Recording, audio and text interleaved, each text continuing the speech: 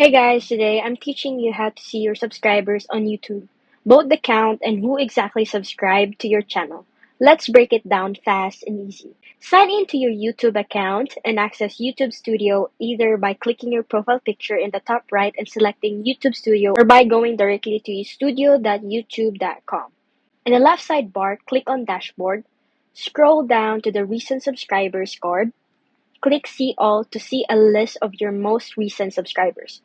Note: only subscribers who have set their subscriptions to public will be visible. You can sort the subscriber list by date, subscribe, or by the number of the subscribers the other channel has.